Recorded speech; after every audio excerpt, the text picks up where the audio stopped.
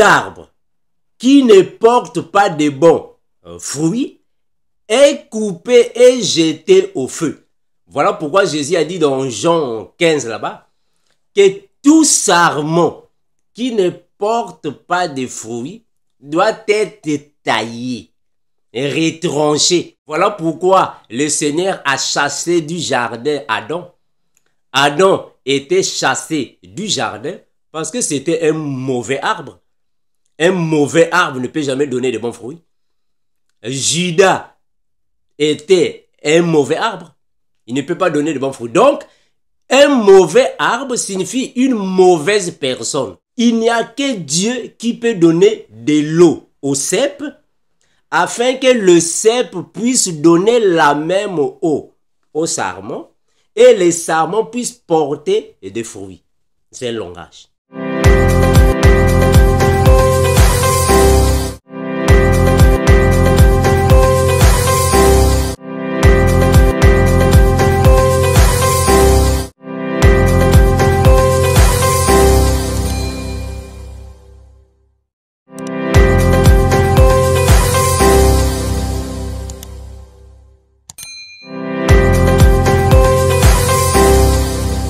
Bien-aimés dans le Seigneur, je vous salue au nom de l'incomparable grand maître Jésus, l'unique Seigneur qui est capable de donner la vie éternelle à ses enfants. Il est incomparable. Il est l'unique qui peut déceler le livre et ses 7 sceaux. Jésus, l'unique grand maître. Tous ceux qui sont dans les cieux, les anges, les archanges, les chérubins, les séraphins, se prosternent devant Jésus. Oh mais non, Jésus est incomparable. Et la Bible confirme dans Colossiens chapitre 1er le verset 16. Car en lui ont été créées toutes les choses qui sont dans les cieux, sur la terre, les visibles et les invisibles, les trônes, les dignités, les dominations, les autorités. Tout a été créé par lui et pour lui. Oh mais non, Jésus est incomparable, frère. Il est incomparable. Il est mort, il est descendu dans les profondeurs. Il est parti libérer les captifs. Donc les prophètes avant la loi et pendant la loi qui sont morts sont partis dans le séjour des morts. Jésus est parti les libérer dans la position de Christ. Ils étaient captifs, il les a libérés. Il a délivré les captifs. Il est mort le premier jour, le deuxième jour, le troisième jour, il est ressuscité. Oh non, Jésus est incomparable. La Bible confirme. Il a dépouillé les autorités, les dominations et les a publiquement livrés en spectacle. Oh mais non, Jésus est incomparable. Merci mes bien-aimés, vous qui aimez la Sainte Doctrine, que le Seigneur vous bénisse, que le Seigneur soit avec vous. Merci pour toutes les questions que vous nous donnez, afin que nous puissions venir les décortiquer à la lumière des Écritures. Je suis le cep, vous êtes les sarments, mais mon Père est le vigneron. Oh, mais qu'est-ce qu'il veut dire là-bas? Père éternel, nous te remercions infiniment, toi qui es Seigneur, toi qui gardes, protège, fortifie tes enfants, Père. Merci de ce que tu as voulu que je vienne encore ici pour partager ta nourriture à ton église. Merci infiniment, Père. Bénis, garde, protège. Puissons nous devons se prier et nous disons Amen. Merci, mes bien-aimés. Vous qui êtes de l'autre côté, vous qui nous posez des questions afin que nous puissions alors les décortiquer à la lumière des Écritures. Comme nous disons d'habitude que la nourriture solide, c'est pour les chrétiens matures.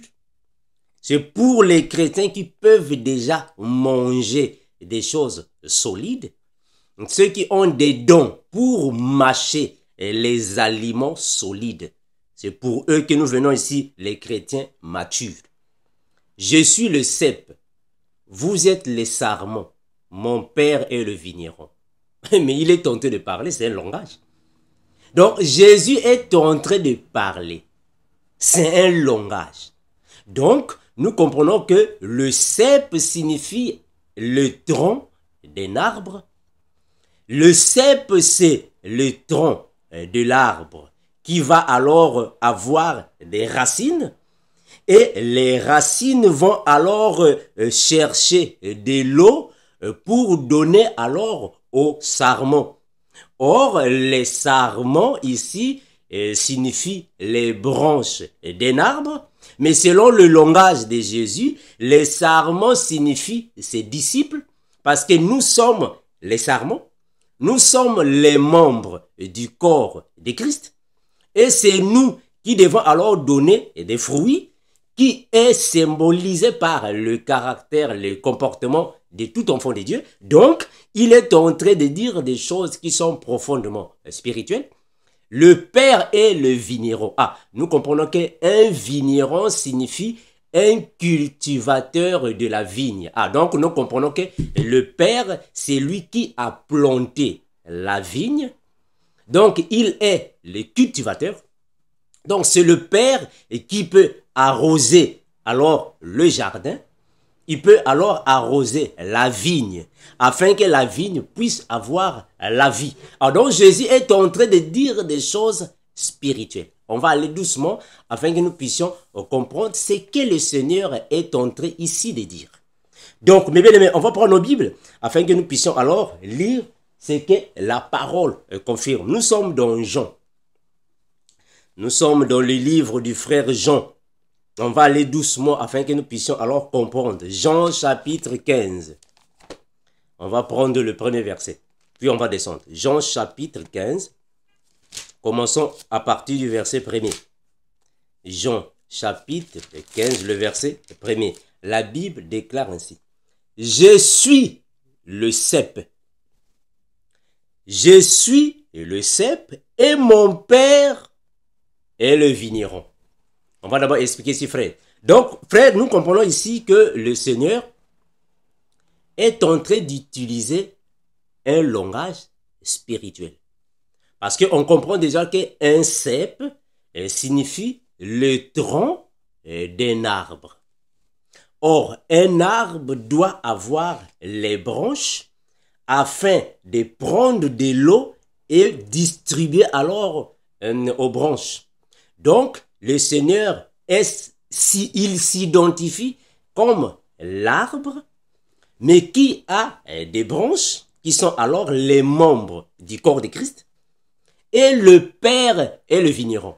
Il est le vigneron parce que c'est lui qui a planté l'arbre, c'est lui qui donne de l'eau à l'arbre, et c'est lui qui donne alors la verdure à l'arbre.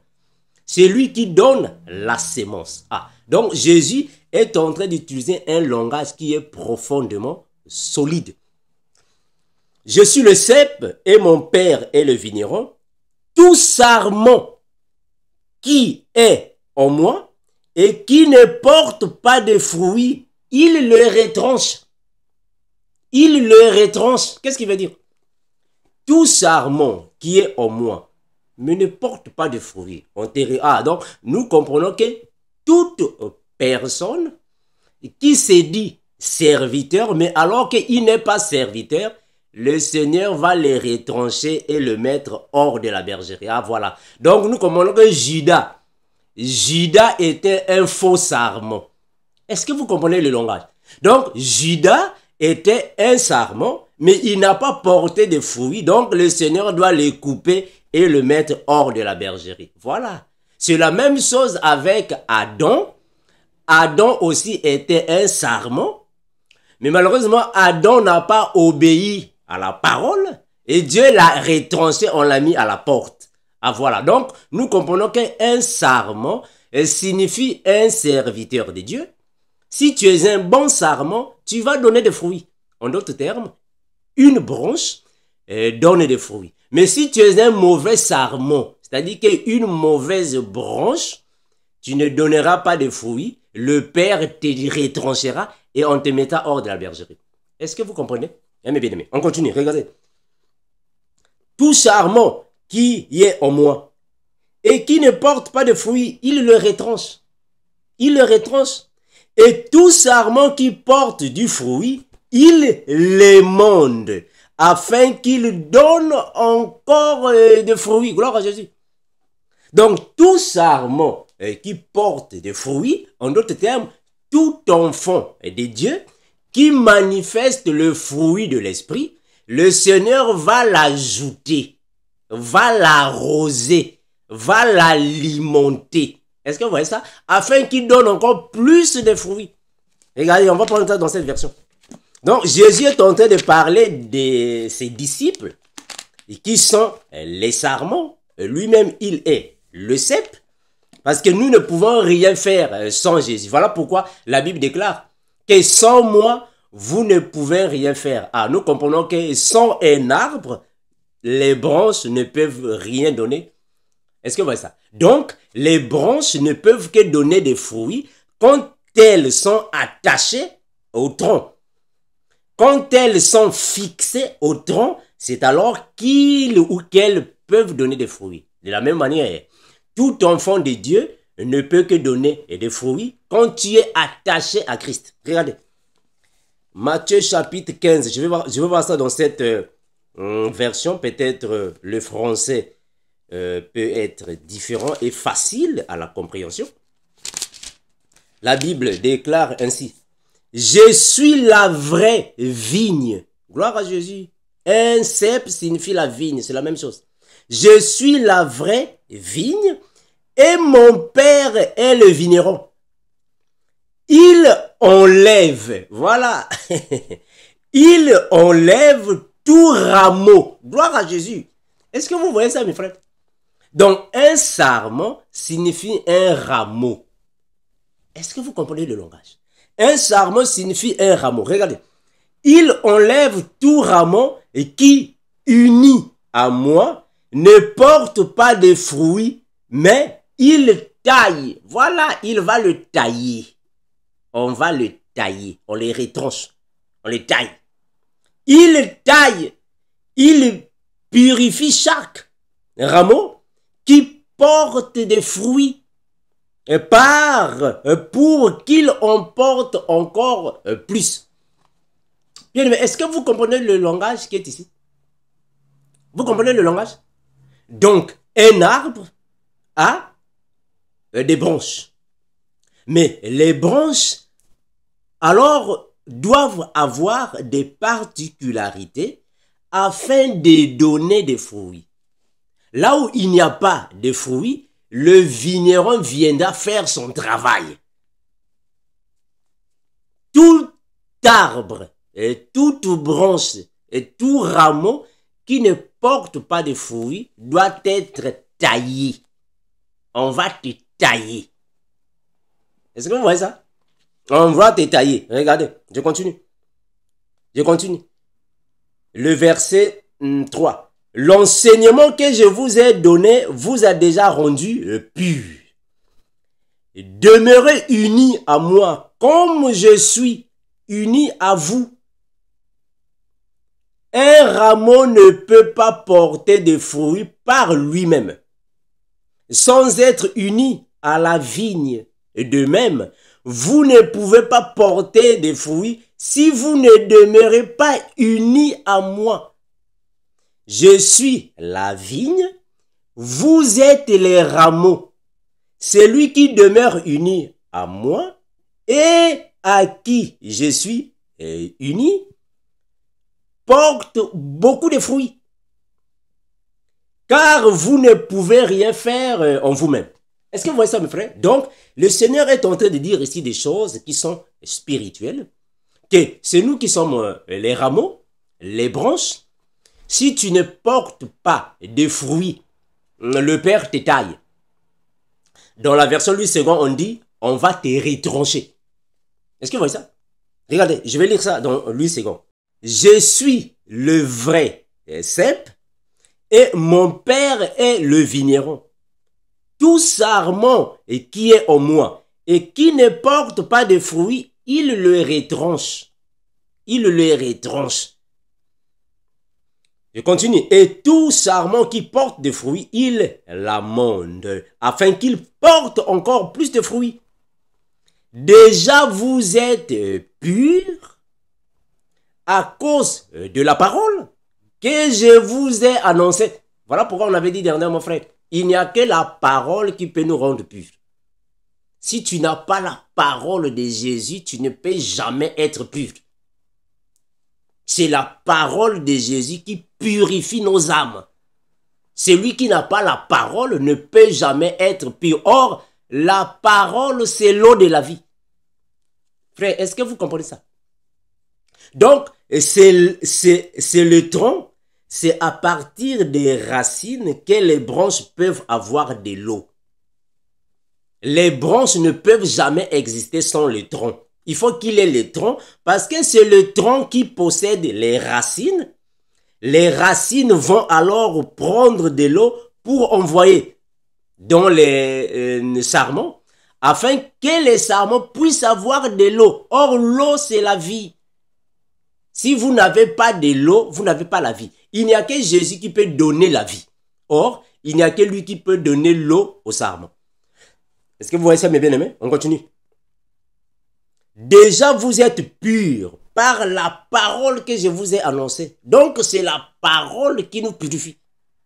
Nous sommes purifiés par la parole. Demeurez en moi et je demeurerai en vous. Voilà pourquoi il a dit que celui qui demeure en moi portera encore plus de fruits. Si tu ne demeures pas en Christ, tu ne peux pas porter de fruits. Jamais. Parce qu'il n'y a que Christ qui peut te donner le Saint-Esprit. Afin que tu puisses porter des fruits dignes de repentance. Est-ce que vous voyez?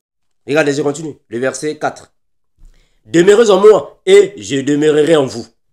Et comme le sarment ne peut de lui-même porter du fruit, s'il ne demeure attaché au cep.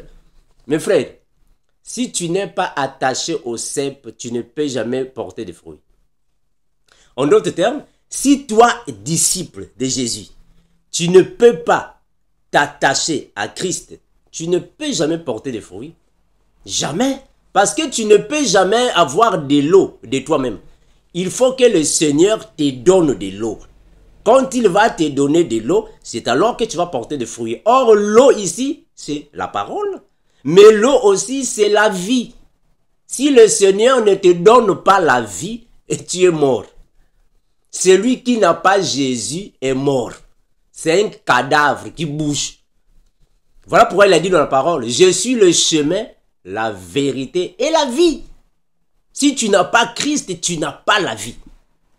Si tu n'as pas l'eau, tu ne peux pas porter de fruits. Or, l'eau, c'est la vie. Voilà pourquoi on a vu dans le jardin d'Éden. Quand Dieu a créé l'homme dans le jardin d'Éden, mais l'homme était encore mort, il fallait que Dieu puisse souffler dans ses narines. Quand Dieu souffla dans les narines de l'homme, c'est alors que l'homme devient une âme vivante. Est-ce que vous comprenez, mes frères? Donc, Adam est devenu une âme vivante parce que Dieu a soufflé dans ses narines. Donc, on comprend que tant que Jésus ne vous donne pas la vie, vous êtes un cadavre qui bouge. Vous n'avez pas la vie. Il n'y a que Jésus qui peut donner la vie. Donc, ici, nous sommes en train de comprendre que le vigneron, c'est celui qui cultive la vigne. En d'autres termes, c'est celui qui plante le cep. C'est celui qui arrose le cep. C'est celui qui donne alors le fumier au cep. Est-ce que vous voyez ça, mes frères? Nous sommes dans Genèse. Genèse 2:8. Genèse chapitre 2, le verset 8. La Bible déclare ainsi. Puis l'Éternel planta un jardin en Éden, du côté de l'Orient, et il y mit l'homme qu'il avait formé. La Bible est en train de nous dire que l'Éternel a planté. Il a planté. Donc c'est un jardinier. Est-ce que vous comprenez le langage? Donc, le monde est comme un champ. L'Église en particulier. Est-ce que vous voyez ça? Donc, le monde est comme un champ. Et Dieu a planté les arbres. Or, les arbres ici sont les personnes. Donc, c'est lui qui a le soin de prendre soin des arbres. Donc, Dieu est un cultivateur. Parce que c'est lui qui plante. C'est un cultivateur. Est-ce que vous voyez ça? Donc, ça c'est le... Mes frères, ça c'est le langage de la Bible. C'est le langage de la Bible, frère. L'Éternel a planté un jardin. Oh. Mais attention, ne croyez pas que réellement le Seigneur est comme réellement un jardinier qui est venu fait pour planter. Est-ce que vous voyez ça? C'est un langage de la Bible. C'est un langage. Il a planté un jardin et il a formé l'homme, il a pris l'homme, il a mis l'homme dans le jardin. Ah, donc nous comprenons que c'est lui-même qui prend soin du jardin. C'est lui-même qui prend soin de la nature. C'est lui-même l'Éternel qui plante et arrose le jardin. Ah, donc on comprend que ici, il n'y a que Dieu qui peut donner de l'eau au cep afin que le cep puisse donner la même eau au sarment et les sarments puissent porter des fruits. C'est un langage. Regardez, Ésaïe. Ésaïe 55, le verset 10. Ésaïe chapitre 55, le verset 10. Que nous dit la parole? Ésaïe 55, 10. La Bible déclare ainsi. Comme la pluie et la neige descendent des cieux et n'y retournent pas sans avoir arrosé, fécondé la terre et fait germer les plantes sans avoir donné de la sémence au semeur et du pain à celui qui mange. Ah, donc la Bible est claire de nous confirmer par le frère Ésaïe que la pluie alors est envoyée des cieux pour venir sur la terre afin d'arroser la terre et de la féconder de la manière que les plantes puissent alors germer. Donc nous comprenons ici que le Seigneur, c'est lui ici, est en train de jouer le rôle d'un cultivateur, le rôle de celui qui prend soin de son champ, parce qu'il est l'unique qui peut alors donner la sémence au semeur, afin que le semeur puisse avoir du pain. Ah, est-ce que vous voyez ça? Donc, quand la pluie tombe, quand le Seigneur fait tomber la pluie, quand le Seigneur fait tomber de la neige, il est en train de donner de la sémence. Est-ce que vous comprenez le langage? Donc, il est en train de donner de la sémence au semeur. Donc, comme le Seigneur était un cultivateur, donc quand il a cultivé, soit quand il a sémé, il doit aussi arroser pour donner alors la vie. Donc, les arbres ici sont les personnes. L'eau ici symbolise la parole et aussi la sémence afin que les personnes puissent avoir la vie. Donc, Dieu lui-même, il est cultivateur. C'est lui qui plante parce qu'il est le vigneron. C'est lui aussi qui doit arroser. Est-ce que vous comprenez le langage biblique, mes bien-aimés? Vous comprenez le langage biblique? Regardons, Jean 4, 13. Jean chapitre 4, le verset 13. Donc, c'est Dieu qui nous donne la sémence. Or, la sémence, c'est la parole. Il nous donne de l'eau. En l'eau, c'est la parole, afin que nous puissions avoir la vie.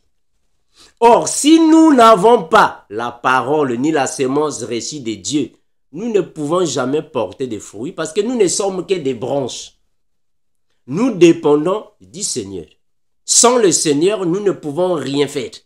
Rien. Personne ne peut faire quelque chose de bon tant que le Seigneur ne soit avec lui. Est-ce que vous comprenez ça? Mes bien-aimés. Prenons Jean 4, 13.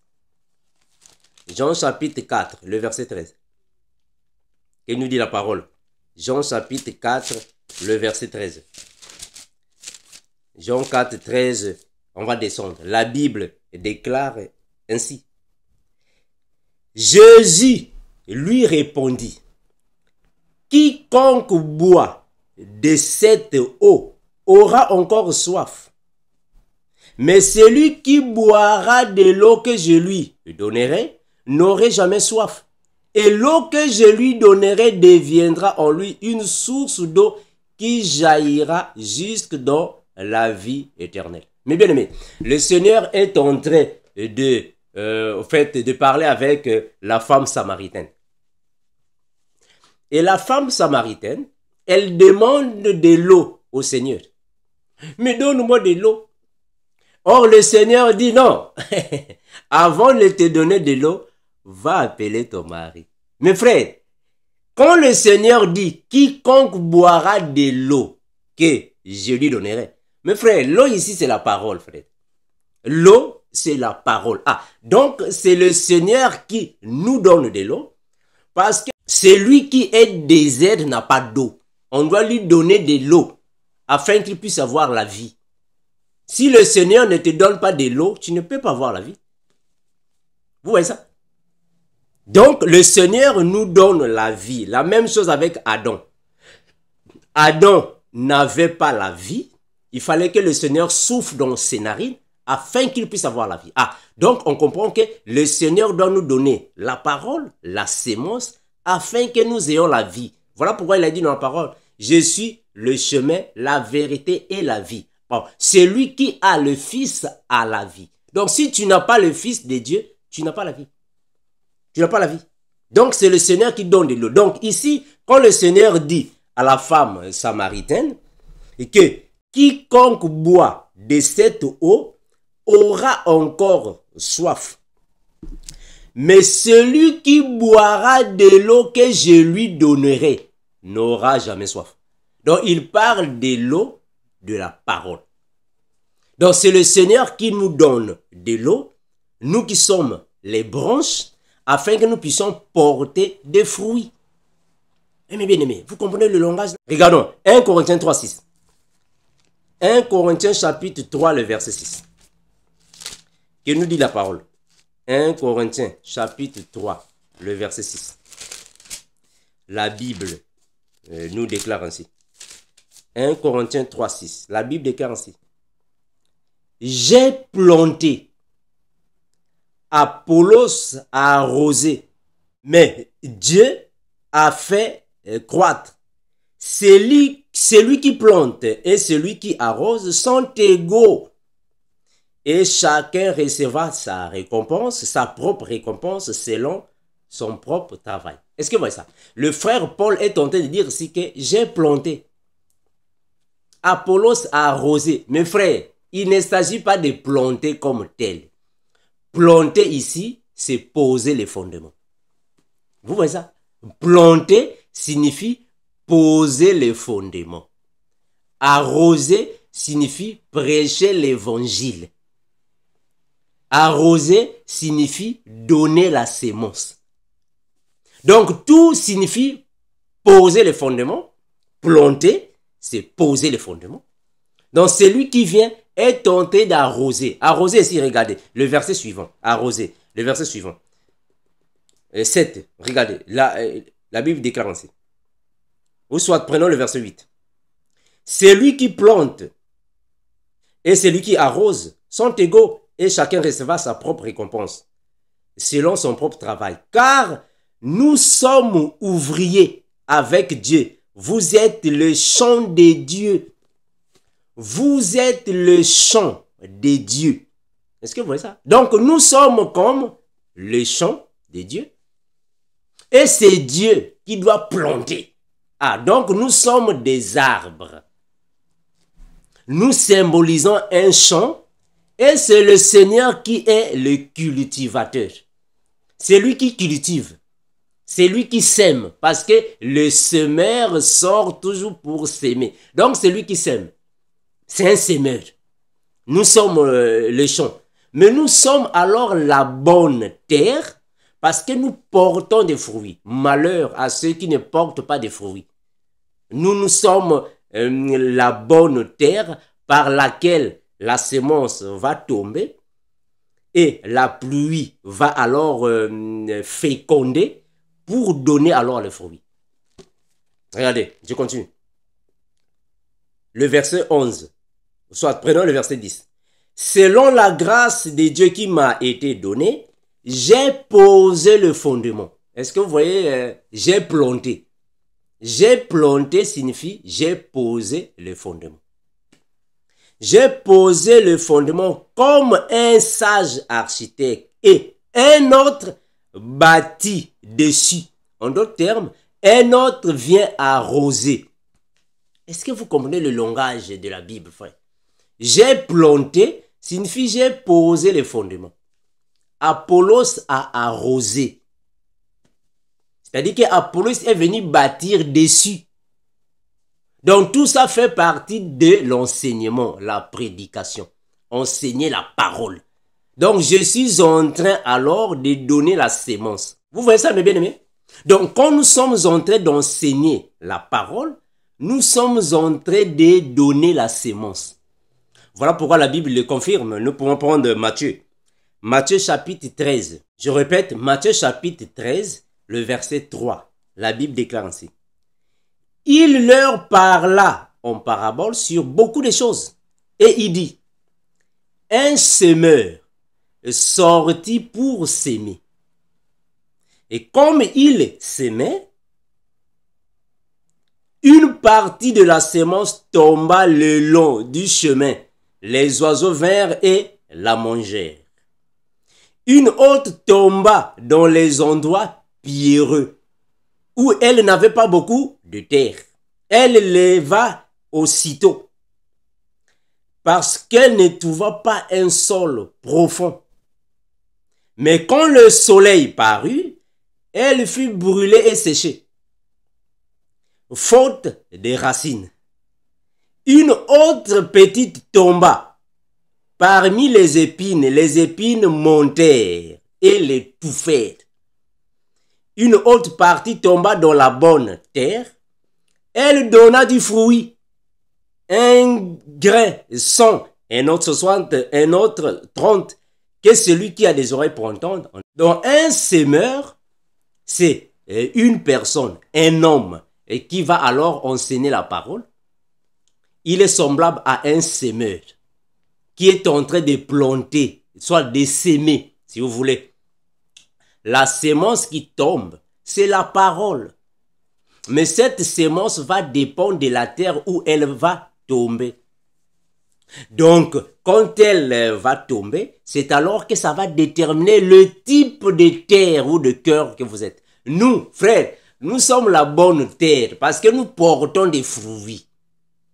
Nous portons des fruits, nous sommes la bonne terre. Donc, Jésus dit ici que je suis le cep, vous êtes les sarments. Si vous attachez à moi, vous porterez des fruits. Ah, donc on comprend que nous sommes la terre fertile par laquelle la sémence est tombée. La sémence alors a commencé de germer, a pris alors des racines et a commencé de donner des fruits. Est-ce que vous comprenez ça? Donc, on avance. Donc, c'est nous qui sommes les sarments. Le Seigneur, c'est lui qui est le cep. Et le Père, c'est lui alors qui est le cultivateur de la vigne. Continuons mes bien-aimés. On va prendre Habakkuk au chapitre 3, le verset 17. Regardez. Habakkuk chapitre 3, le verset 17. Qui nous dit la parole du Seigneur. Habakkuk 3, 17. La Bible déclare ainsi. Habakkuk chapitre 3, le verset 17. Car le figuier ne fleurira pas, la vigne ne produira rien, le fruit de l'olivier manquera, les champs ne donneront pas de nourriture, les brebis disparaîtront du pâturage et il n'y aura plus de bœufs dans les états. Mes frères, il est tenté de dire des choses spirituelles. Mes bien-aimés, le frère Habakkuk, un prophète, dont il est en train de dire des choses spirituelles. Ça, c'est un langage prophétique. Frère? Il n'est pas en train ici de dire des choses naturelles. Ce sont des personnes. En d'autres termes, il n'est pas en train de, en fait, de citer les arbres, physiquement parlant, la nature. Non. Ici, il est en train de parler des personnes. Ce sont des personnes. Les figuiers, qu'il est en train de dire ici. Les figuiers, la vigne, le figuier, la vigne, l'olivier, ce sont des personnes. Ce sont des peuples. Même bien aimé. Donc, c'est un langage biblique parce que nous sommes le champ de Dieu et Dieu a planté des arbres. Les arbres là sont des personnes, c'est nous. C'est un langage. Regardons, repartons dans 1 Corinthiens chapitre 3, le verset, prenons le verset 10. Regardez. Selon la grâce de Dieu qui m'a été donnée, j'ai posé le fondement comme un sage architecte et un autre bâti dessus. En d'autres termes, j'ai planté, un autre va arroser. C'est un langage. C'est un langage, mes bien-aimés. Je continue. Bâti, mais dessus. Mais que chacun prenne garde à la manière dont il bâtit dessus. Voilà pourquoi nous ne pouvons pas sortir hors de la conception biblique. Nous ne pouvons pas alors sortir hors de ce que les apôtres ont déjà posé comme fondement. Est-ce que vous voyez ça? C'est un langage biblique, frère. Ce que Jésus est en train de dire ici, le cep, les sarments, le vigneron, est un langage biblique, les fruits. C'est un langage biblique. Regardez, on va avancer. Prenons Luc 23, le verset 31. Luc 23, le verset 31. Luc chapitre 23, le verset 31. Que nous dit la parole du Seigneur? Luc 23, 31. La Bible déclare ainsi. Et car si l'on fait ces choses au bois vert, qu'arrivera-t-il au bois sec? Ah, mes bien-aimés, le Seigneur Jésus est incomparable. Mes frères, il est tenté de parler, c'est un langage. C'est un langage. Il dit que si l'on fait ces choses au bois vert, qu'arrivera-t-il au bois sec? Un bois vert signifie une personne qui a le Saint-Esprit. Un bois sec, une personne qui n'a pas le Saint-Esprit. Donc, le Seigneur ici, il est en train de parler aux apôtres. Ici, quand les apôtres n'avaient pas encore reçu le Saint-Esprit. C'est-à-dire que c'est avant la Pentecôte. Or, on comprend déjà que un bois vert signifie tout simplement un bois qui a de la sève, la sémence. Je vais lire ça dans cette version, afin que ça soit encore clair.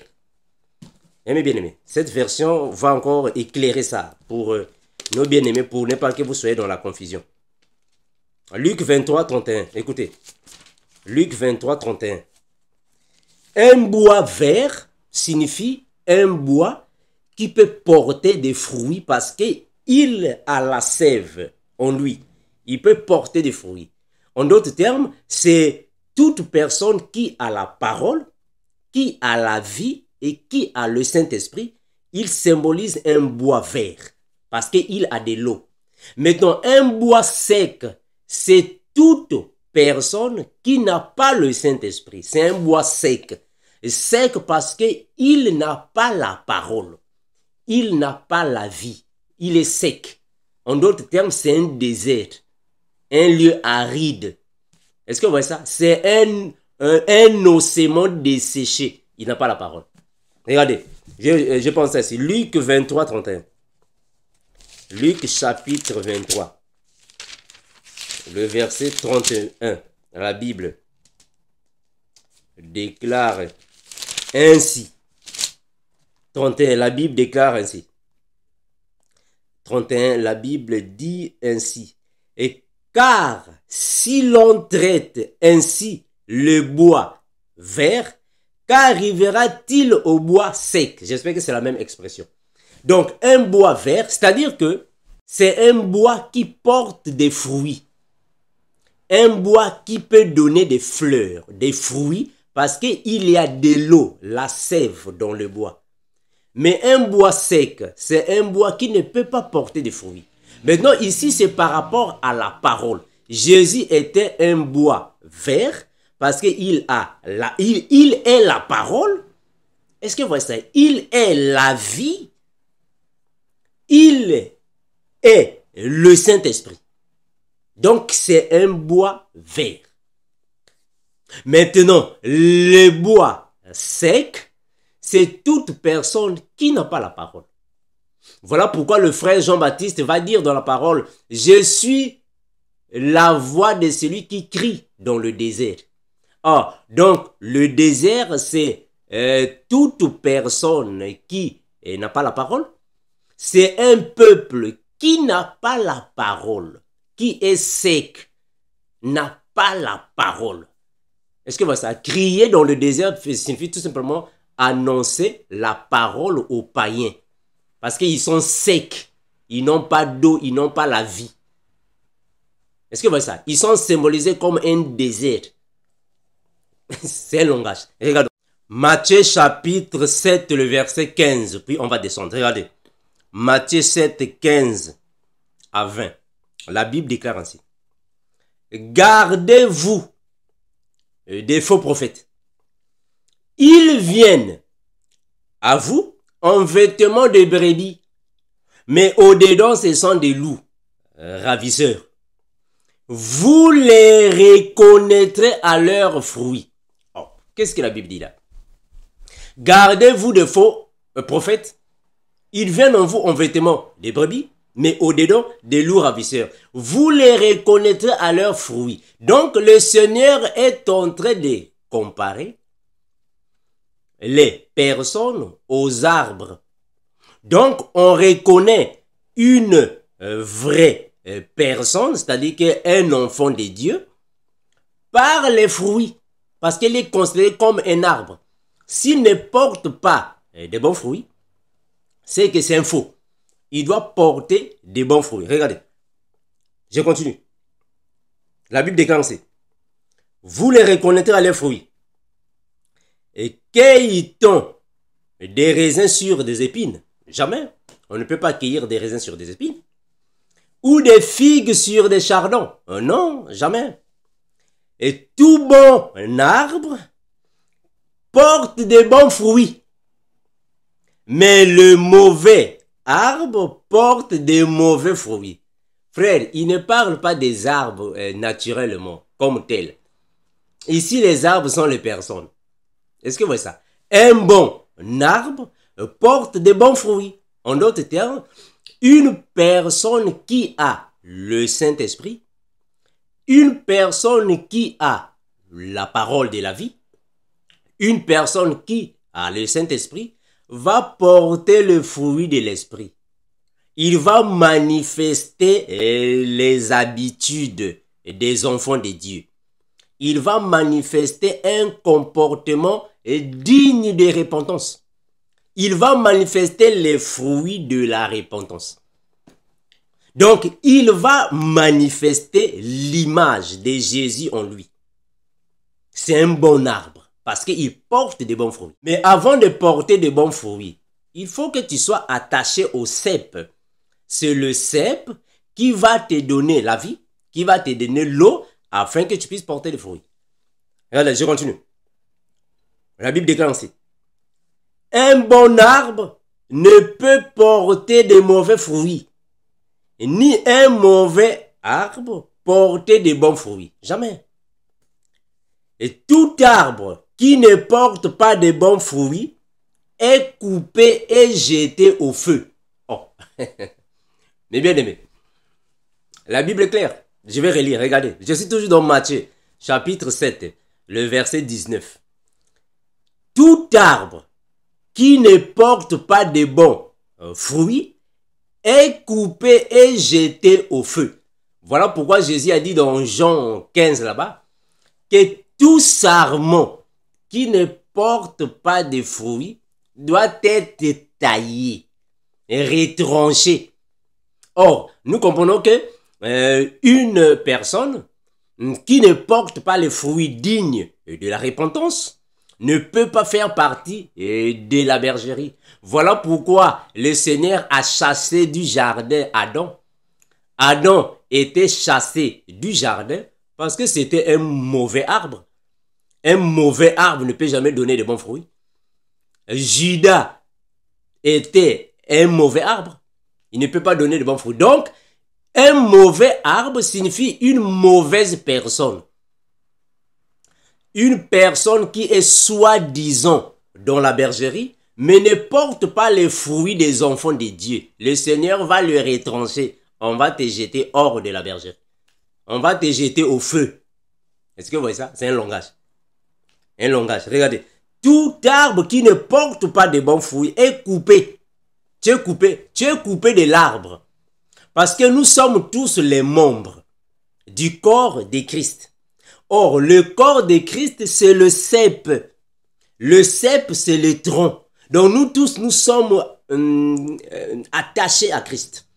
Nous sommes tous attachés. Est-ce que vous voyez ça? Nous sommes tous attachés à Christ parce que nous sommes les membres et lui, c'est le tronc. Donc, celui qui ne porte pas de bons fruits sera détaché.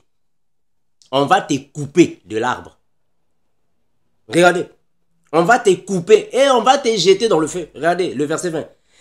C'est donc à leurs fruits que vous les reconnaîtrez. Or, les fruits ici signifient tout simplement les habitudes, le comportement. Toute manifestation, action, réaction de la personne symbolise le fruit. Maintenant, dans ces cas ici, on les reconnaîtra par rapport à leurs enseignements, leurs prédications, leurs témoignages. Est-ce que vous voyez ça, frère?